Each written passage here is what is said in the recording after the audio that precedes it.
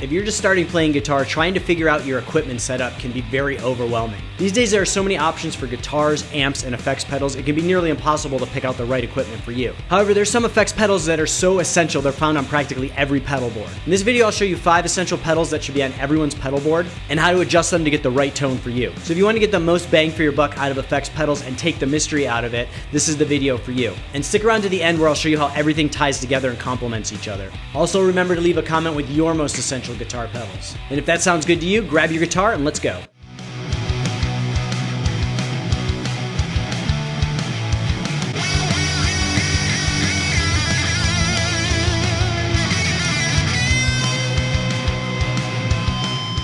Alright, so here's a look at my pedal board, and in this video we're going to go through the signal chain in the order in which you should run them. So first we're going to start with arguably the most important pedal on the pedal board, the tuning pedal. And as you can see here, I've got a Boss chromatic tuner. I've had this thing for years, it's gone on tour, it's gone to every show, and it's super durable. So there's several different modes that you can use on this tuner, but what I like to use is the guitar mode if I'm in standard tuning, and the chromatic style so it tells me which note I'm playing. So in this example I'm going to tune my high E string.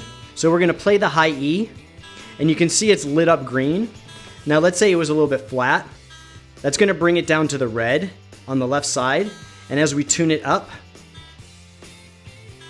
we're gonna get to the green. And then you can see the bright arrows, the yellow arrows on the left and right, and that's gonna tell you if you're flat or if you're sharp. And this is really nice if you're on stage where it's really dark, you can kind of see which way you need to go. There's also a chromatic setting, a setting for bass guitar, or a setting if you want to do a half or a full step down. But this is the most basic mode. And now it doesn't really matter what kind of tuner you use. I really like the Boss tuner, but I feel like having a tuning pedal on your pedal board will help encourage you to stay in tune and tune more frequently, whether you're playing at home or at live shows. You can also use the Boss version to cut your guitar signal. So if we have it coming out of the output jack on the left side of the pedal and we play a chord, we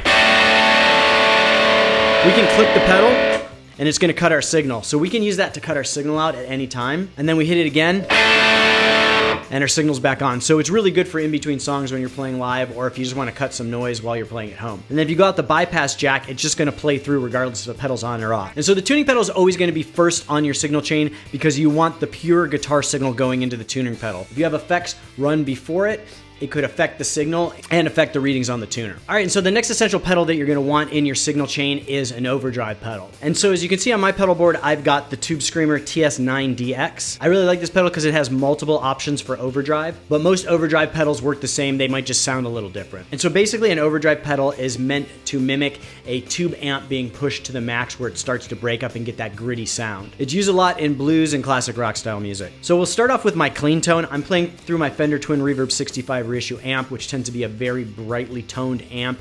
So here's my tone without the Tube Screamer.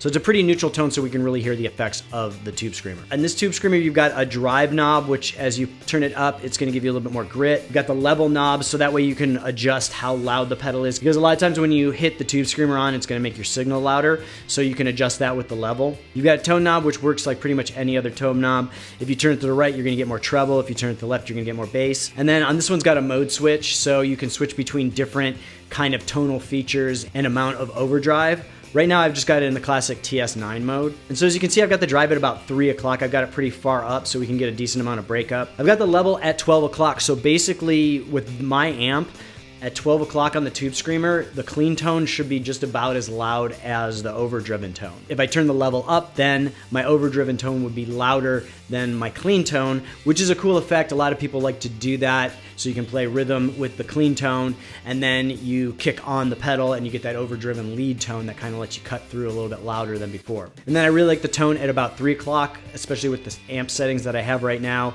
It brightens the tone up a little bit so that it sounds nice without making it so bright that it gives you a toothache. So again, let's hear it with the clean tone. And then we're gonna kick on the Tube Screamer. So we've got a very similar tone overall, with a decent amount of breakup, and this can be good for some lead playing. And then also for rhythm.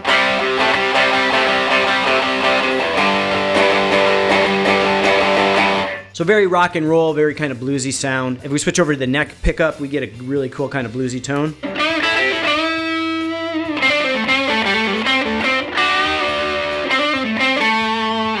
So overall, a very versatile pedal. You can use it for blues, you can use it for classic rock, even some early punk uses this type of tone. And so this pedal is always gonna go after your tuning pedal and before your distortion pedal. All right, so you probably guessed it, the next pedal we're gonna talk about is a classic distortion pedal. So the main difference between an overdrive pedal and a distortion pedal is that a distortion pedal harder clips your signal, which gives it a lot more breakup. And there's a ton of different distortion pedals on the market. I did a video of some of my favorite ones that I like for punk rock, and I'll put the link in the description if you wanna check that one out. But the one I have on this pedal board and the one that I feel like is really the most versatile is the Rat distortion pedal. And so this is a very simple pedal to use. You've got a distortion knob, a filter, and a volume knob. So our distortion, again, is the amount of distortion. For this one, I rarely go up to 12 o'clock, and I'm usually more at about 9 to 10 o'clock. And then the filter knob on this pedal is interesting because usually a distortion pedal has a tone knob. This one has a filter, and it's basically just the opposite of a tone knob. So left is actually more treble, and right is more bass. It's just the opposite of a tone knob. So I usually have the filter up pretty high, especially when I'm playing through my twin reverb amp, which is a very bright amp. If you're playing through an amp that's not quite as bright as like a Fender amp, you might want it more in the middle. And then again, our volume knob. So right now I have the volume set, so then when I kick on the pedal, it's about the same as the clean tone, just like I did with the Tube Screamer. But if you wanted more punch when the pedal kicks on, you could turn it up. So here is my clean tone again. And then here's it with the Rat on.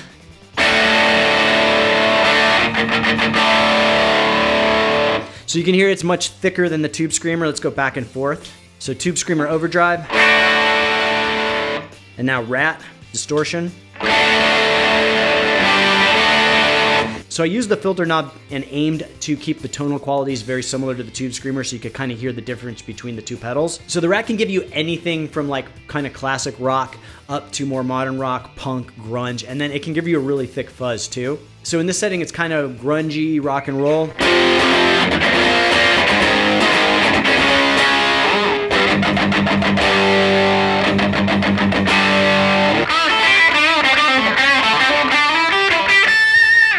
And then if we turn the distortion up, let's say halfway, we can get an almost fuzz effect.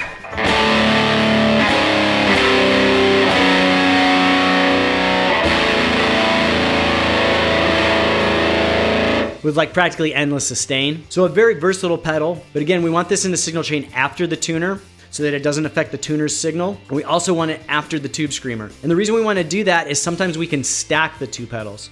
So if we turn the Tube Screamer on, what we can simulate is a vintage tube amp cranked all the way up and then adding a distortion pedal to it.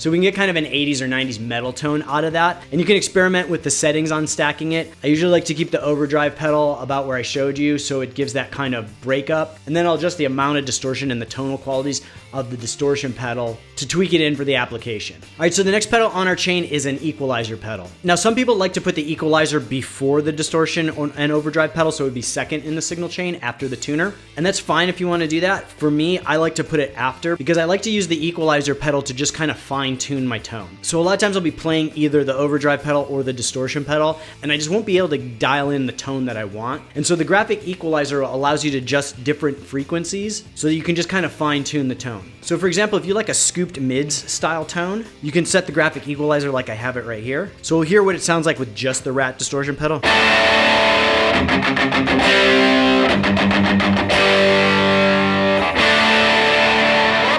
So now we'll turn on the graphic equalizer with a kind of a scooped mids setting.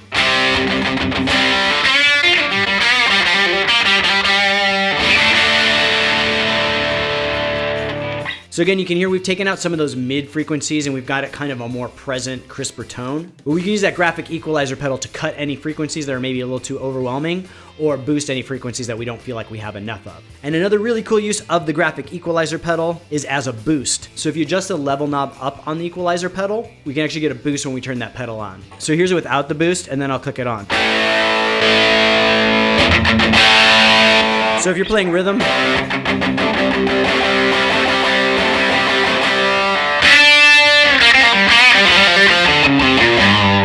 then you can use the graphic equalizer pedal as a boost to kick on when you're playing leads. And if you set it as flat all the way across, it won't change your tone at all. It'll just boost the signal. And so the last pedal on our signal chain is the noise reducer pedal, and I always run this one last on my signal chain. Another name for a noise reducer pedal is noise gate. And basically what it's going to do is it's going to cut your signal below a certain output.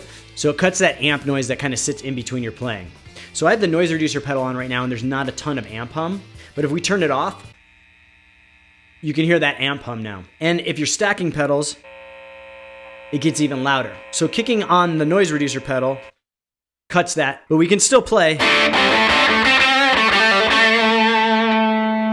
And then once our note ends, you can hear the noise gate kicks in and cuts that signal. So this can be really helpful if you're using a lot of pedals and there's just a bunch of noise building up in your signal chain. So there's different types of noise gates and they have different features, but the most basic is like the one I have on my pedal board, which offers two options, threshold and decay. So the threshold is gonna be the amount of noise you allow before the pedal kicks in. So when I'm adjusting this pedal, I start with it at the minimum, and then you can hear the noise from the amp, and then I'm just gonna gradually turn that knob to the right until the amp noise cuts off.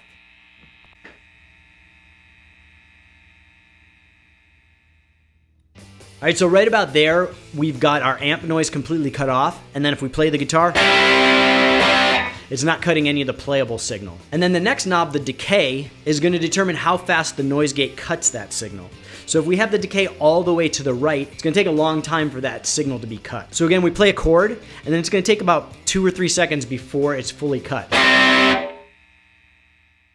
So right about now, that's when it's cut. Now, if we turn the decay to the minimum, it's gonna cut off much faster.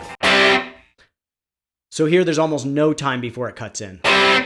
So you can experiment around with the decay and figure out what sounds best to you. Sometimes a fast decay is good, but it can make your tone sound unnatural. And sometimes a long decay can be a little bit too long and that noise starts interfering too much. So what I like to do is get all my pedals set up. And then if there's gonna be any times I'm stacking the pedals, I'm gonna do the most stacked pedals. Then I'm gonna set my noise reducer. Then I'm gonna try each different configuration that I'm playing through and make sure that the noise reducer isn't interfering with my playing when I'm playing with any of the individual pedals or the combined pedals. So that's it for a basic essential pedal board. This pedal board can get you through practically any application. Some additions that you might want are reverb and chorus, but these 5 are very versatile and essential. So that's it for this one. If you appreciate this content, remember to like and subscribe. And check out my beginner guitar course I have up on my website, scottobryanguitar.com. It's a 10-video course that takes you from scratch, like never playing guitar before, all the way up to rock and roll proficiency.